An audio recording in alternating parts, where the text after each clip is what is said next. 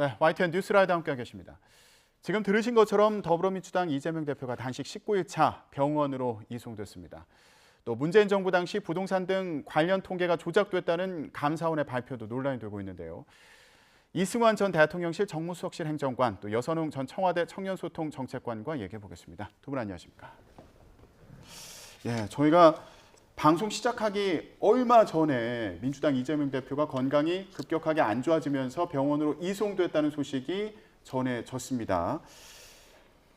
일단 여선웅 정책관님, 어제도 119 구급대가 출동해서 병원으로 이송을 하려고 했지만 이재명 대표가 거부를 했는데 하루 사이에 또 건강이 급격하게 안 좋아진 걸로 보입니다. 네, 사실 지금 오늘로 이제 19일째인데 굉장히 이제 뭐 극한의 상황인 것으로 보여집니다. 그러니까 어제도 이미 어제 오후에 의료진은 병원에 지금 당장 가야 된다 이렇게 이제 권유를 했는데 그때 당시만 해도 이재명 대표가 그 의사 표현을 할 수 있어서 이 단식 의지를 이제 확인할 수 있어서 병원에 이제 강제 이송을 못 시켰는데 오늘 아침에 갑자기 건강이 더 나빠져서 이제 그 강제로 병원에 이송된 걸로 보입니다. 그러니까 이재명 대표의 이제 그 외관상으로 보기에도 이미 이게 의식이 있는 것인지 아닌 것인지 확인할 수 없고 의사 표현도 이제 할 수 없었던 것이죠. 그 정도로 이제 상황이 악화돼서 지금 병원에서 이제 응급처치를 좀 받고 있는 것으로 보여집니다. 예, 어떤 상황인지 혹시 뭐 들은 내용이 있으세요? 네, 저도 그냥 뭐 아침에 이제 전원으로 들었는데 상황이 긴박해서 119를 불러서 호출해가지고 병원으로 이송됐다 이렇게 뭐 비서실에서는 그렇게 이제 이야기를 좀 전해 들었습니다. 예, 이재명 대표 지금 의식이 조금 약간 가물가물한 것으로 보이기도 하고요. 예, 이불에 쌓여진 채로 병원으로 이송되는 장면을 함께 보셨는데 이승환 행정관은 오늘 아침 상황 좀 어떻게 보셨어요? 일단 빠른 쾌유를 좀 기원합니다. 그래도 건강과 생명이 가장 우선이기 때문에 정말 빠른 쾌유를 기원하고요. 저는 이재명 대표의 단식이 19일째 이어지면서 장르 변경, 장르 파괴가 좀 많이 있었다 생각합니다. 처음에는 좀 뜬금포로 시작하면서 뭐 출퇴근 단식이다, 뭐 텀블러 뭐가 있었냐, 소금은 뭐냐, 뭐 이런 좀 추리물 같이 시작하다가 박지원 전 대표가 이제 눈물로 좀 심파물이 됐다가 그리고 이제 지지자들의 어떤 자해소동으로 공포물이 됐다가 지금은 이제 좀 종령을 향해 달려가는 것이 아닌가 생각하는데요. 우선은 좀 아무리 그래도 생명과 건강이 우선이기 때문에 좀 빠른 쾌유하시기를 바랍니다. 예, 알겠습니다.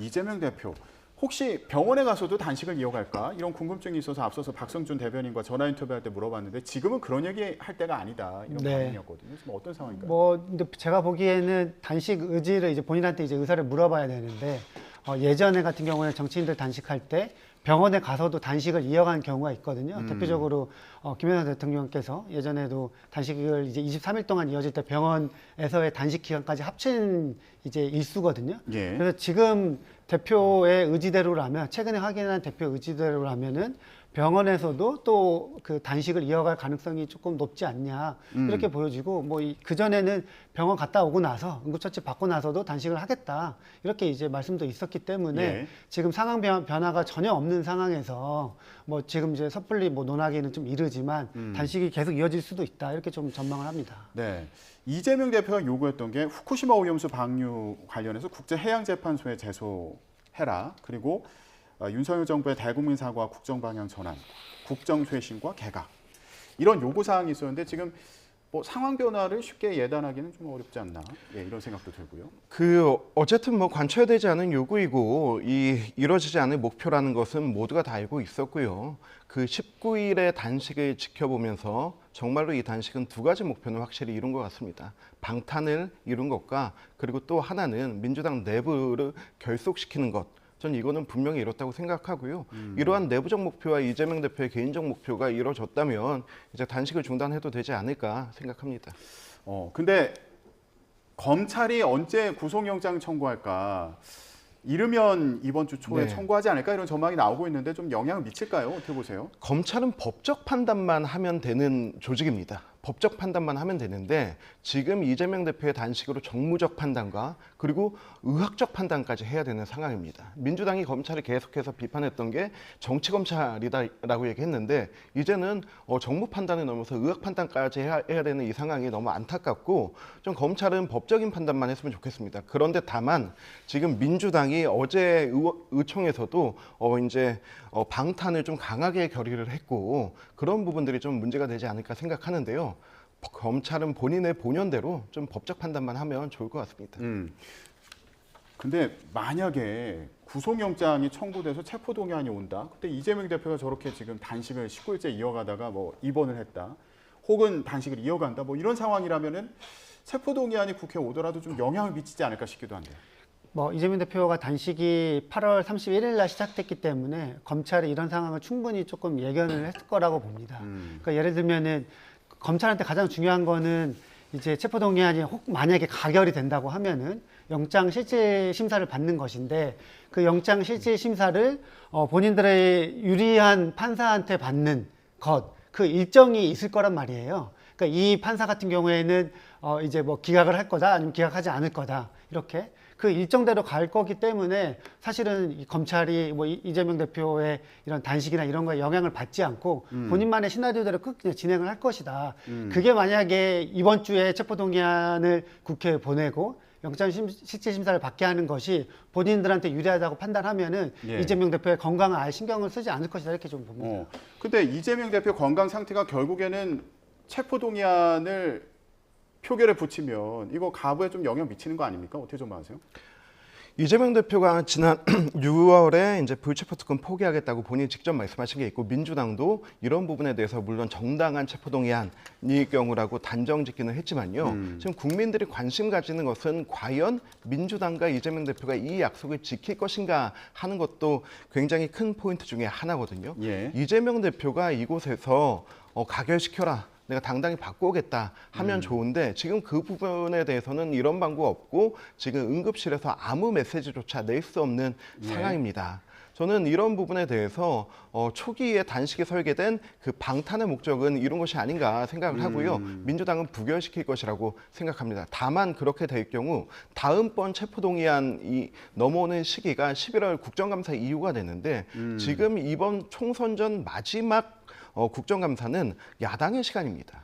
야당이 현 정부에 대해서 비판하고 이제 자신들의 어떤 의정활동 성과를 내야 되는데 그런 부분에 대해서는 민주당 수도권 의원들이 좀 답답하지 않으실까 생각합니다. 예, 저희가 지금 검찰이 민주당 이재명 대표에 대한 구속영장을 언제 청구할까 이 얘기를 좀 하고 있었는데 조금 전에 들어온 속보가 있습니다. 검찰이 백현동 개발특혜 의혹과 쌍방울 대북송금 사건과 관련해서 더불어민주당 이재명 대표에게 구속영장을 청구했다는 소식이 조금 전에 들어왔습니다.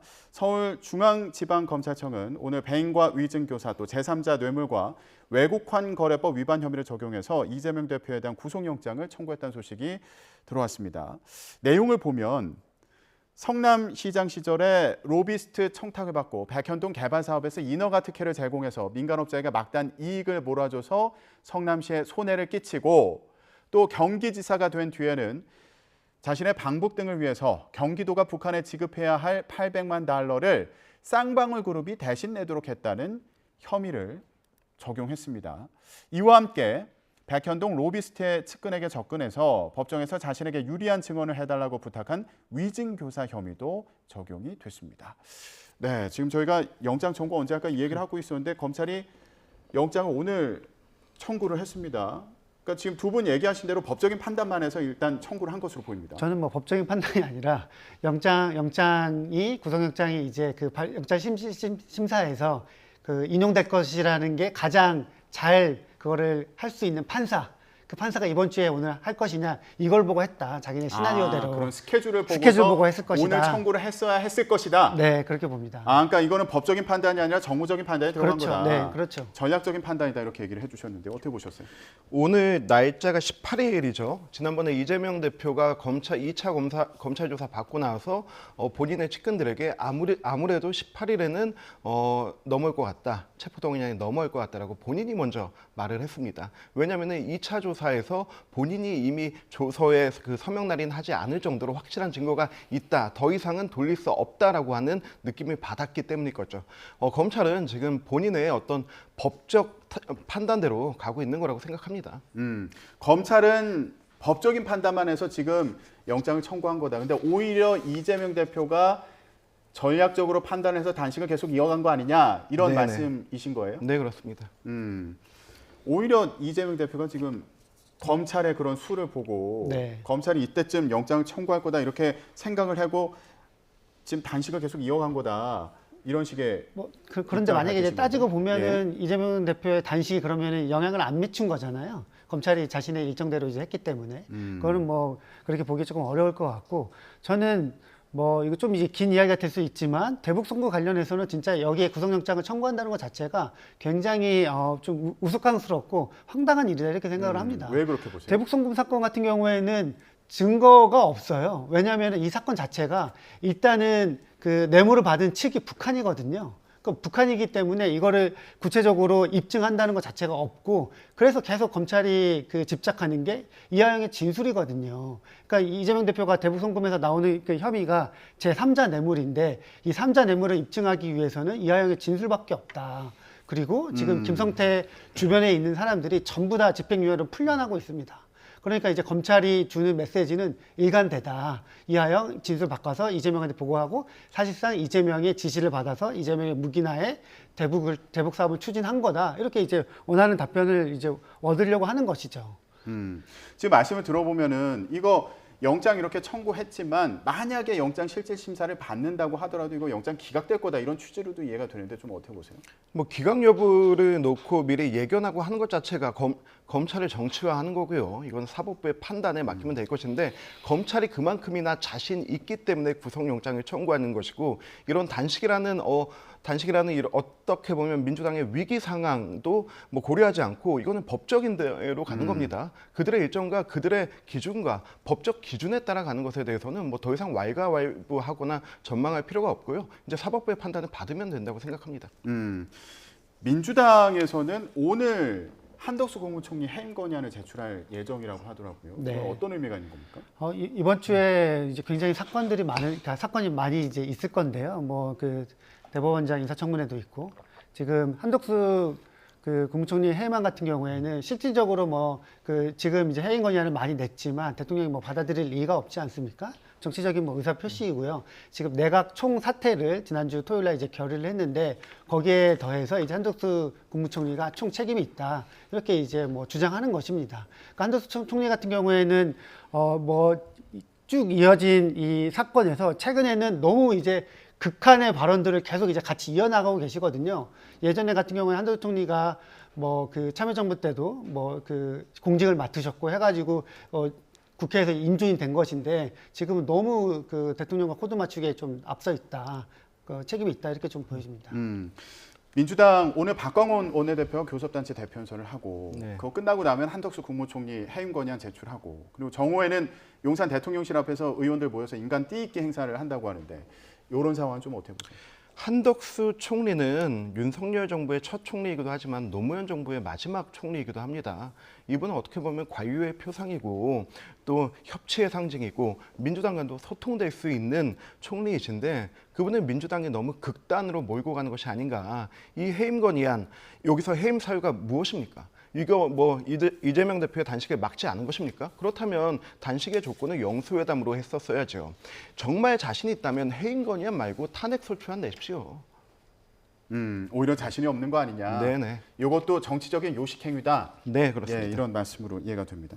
알겠습니다. 이재명 대표가 지금 병원으로 이송이 되는데 저희 기자도 지금 현장에 나가 있고요. 지금 건강 상태가 어떤지 그리고 앞으로 민주당이 어떻게 대응해 나갈지 좀 더 지켜보기로 하겠습니다. 정치권에서는 이 이슈로도 주말 사이에 굉장히 시끄러웠습니다. 감사원 감사 결과를 두고 주말 내내 여야 사이에 설전이 벌어졌는데요. 감사원이 문재인 정부 청와대와 국토교통부가 한국부동산원 또 통계청 등을 압박해서 수치를 조작했다고 발표한 겁니다. 94회 정도 조작이 이루어졌다 이렇게 발표를 했는데 일단 정책관님 어떻게 보셨습니까? 청와대 계셨잖아요. 네, 청와대에 있었고 제가 부동산 뭐 관련해서도 뭐 강연도 다닐 정도로 뭐 이제 부동산 통계도 조금 내용을 조금 아는데요. 그러니까 일단은 그 여론조사 두 기관이 여론조사를 했는데 여론조사 결과가 다르다고 한쪽 여론조사가 조작됐다 이렇게 지금 주장하는 것과 똑같습니다. 감사원 그 발표 자료를 제가 29페이지를 다 꼼꼼히 한번 읽어봤는데요. 그 부동산 통계 조작 이거는 그냥 말이 안 되는 주장이고요. 뭐 고용 통계 그리고 그 개인소득, 뭐 가처분 소득 같은 경우에도 이야기가 안 된다. 그러니까 이게 이제 엄밀히 보면은 그 정책적인 협의 대상 정책적인 뭔가 이 추진 방향을 이야기하는 것도 압력이고 이거 조작이다 이렇게 주장을 하는 것입니다. 그러니까 예를 들면 감사원이 대표적으로 이야기하는 게 그 부동산원의 그 주택 그 변동률과 KB 시세가 조금 다르다 이런 주장을 하고 있는 것이거든요. 그런데 지금 윤석열 정부 들어와서도 그 부동산원과 KB 시세가 엄청나게 차이가 많이 납니다. 그러니까 7월 말 기준으로 그 한국부동산원은 5월 4주부터 갑자기 오름세로 바뀌었다 이렇게 이야기를 했는데 KB 시세는 아직도 보합이다 내림세다 이렇게 이야기를 했거든요. 그러면은 지금에서도 둘 중에 하나는 거짓이고 조작됐다는 거예요. 그러니까 감사원이 너무 무리하게 억지 감사, 정치 감사 이걸 했다 이렇게 좀 보여집니다. 예. 지금 핵심은 한국부동산원의 통계 자료를 청와대에서 미리 받아보고 요거 마음에 안 들면 조작하도록 바꾸도록 한 거 아니냐. 지금 감사원에서는 감사 결과 이렇다라고 이제 발표를 한 거고 검찰의 수사를 의뢰한 그런 상황입니다. 근데 정책적인 협의 대상이다라고 표현은 하셨는데 내용을 보면 이거 통계 기관에서 통계를 최종적으로 내기 전에 미리 받아보는 것도 불법이다. 감사원에서 네. 이렇게 얘기를 하던데요. 2016년도에 법안 하나가 발의됩니다. 통계법이라는 법안인데요. 그 내용을 보면은 통계조사 기관에서 통계를 조사하고 발표할 때까지 다른 기관에 제출하지 못하게 되어 있습니다. 그런데 지금 청와대에서 부동산원의 통계 자료를 보고 국토교통부에 압박을 해가지고 이 내용 바꿔라라고 했다는 게 요지인데요. 근데 2016년도에 이 통계법 재밌는 게 김현미 의원이 냈습니다. 그 김현미 의원이 자신이 낸 그 통계법을 전면으로 부인하고 부동산원에게 통계 자료를 청와대에 제출하게 하고 그것을 자신이 조작해서 바꾼 거고요. 이거는 굉장한 위선입니다. 지금 또 한 가지 사례로 얘기 드리면 국민들이 분노하시는 지점은 바로 이런 거예요. 몇 년 전에 그 수산물 시장이 굉장히 타격을 입은 적이 있었는데요. 그때 이유가 뭐였냐면 저울치기였어요. 저울에 킬로그램당 파는 물고기를 저울에 올려놓고 저울을 살짝 늘려서 키로를 늘리고 돈을 더 받아가는 거였거든요. 국민들이 싫어하시는 거는 이런 위선입니다. 이런 아주 그 작은 위선을 국가적으로 이용해 먹은 거에 대해서 굉장히 분노하고 계신데 이런 사실 없다라고 하는 것 단정 짓고 가는 것 자체가 민주당의 문제라고 봅니다. 청와대에서 이거 국토부의 집값 변동률 외부 공개하기 전에 미리 보고하라고 이제 지시를 했다. 이게 감사원에서 발표한 내용이고요. 그런 얘기를 보면은 문재인 정부에서 이 부동산 정책에 사활을 걸었던 만큼 최종 통계 청와대 의도가 좀 반영되게 하려고 한 거 아니냐.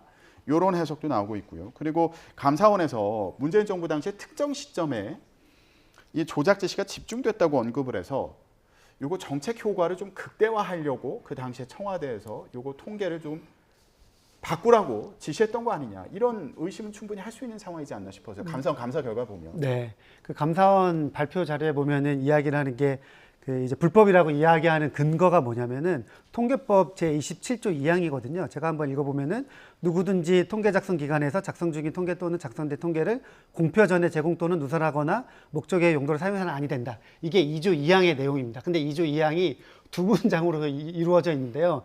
이 문장 끝나고 바로 나오는 게 다만 다음 각호의 어느 하나에 해당하는 경우에는 공표 전에 제공할 수 있다. 이렇게 예외 조항을 둬요. 근데 이 예외 조항이 뭐냐면은 조항 중에 하나가 관계기관이 업무 수행을 위하여 필요하다고 요청하는 경우는 줄 수 있습니다. 그러니까 감사원이 그 법 조문에 문장이 두 개가 있는데 하나는 안 된다는 거고 하나는 예외 조항이 있는데 그 예외 조항을 쏙 감추고 법 위반했다 뭐 약간 이런 얘기예요. 그래서 저는 그 청와대나 국토교통부가 내용을 충분히 받아볼 수 있다 이렇게 좀 이야기를 하고 싶습니다. 예, 알겠습니다. 저희가 1분밖에 남지 않아서요. 지금 청와대에서 통계를 받아본 부분에 대해서 이제 그 부분이 이제 법적으로 문제가 없다는 부분을 네. 그 주장을 계속 하고 계신 건데 또 일각에서는 이렇게도 볼 수 있을 것 같아요. 아니 결론적으로 지금 통계를 그렇게 바꿔나가는 과정에서 결국에 문재인 전 대통령이 당시의 집값 그 상승하는 상황의 심각성을 인지하지 못했던 거 아니냐. 과거 발언을 보면은 집값이 잡혀가고 있다 이런 취지의 발언을 여러 차례 했었는데 이거 이렇게 통계를 바꾸니까 대통령도 잘 몰랐던 거 아니야?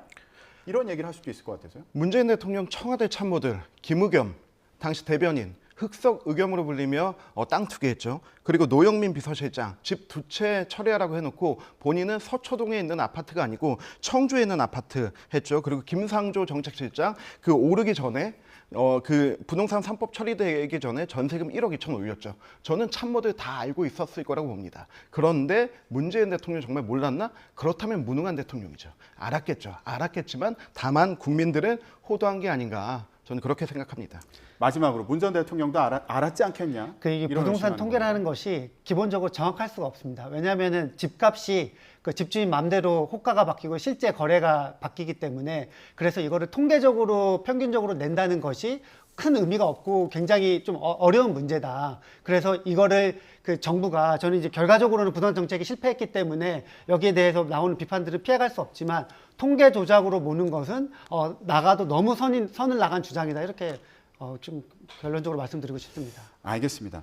문재인 전 대통령은 또 SNS를 통해서 그 당시에 고용률이 가장 높았다라는 취지의 글을 올리면서 소득주도 성장 이거 통계 조작된 거 아니냐 이런 의혹에 대해서도 직접 반박하고 나선 상황인데 정치권에서 이 의혹이 어떻게 또 전개가 되는지 지켜보도록 하겠습니다. 지금까지 이승환 전 대통령실 정무수석실 행정관, 여선웅 전 청와대 청년소통정책관과 얘기해봤습니다. 말씀 고맙습니다. 네.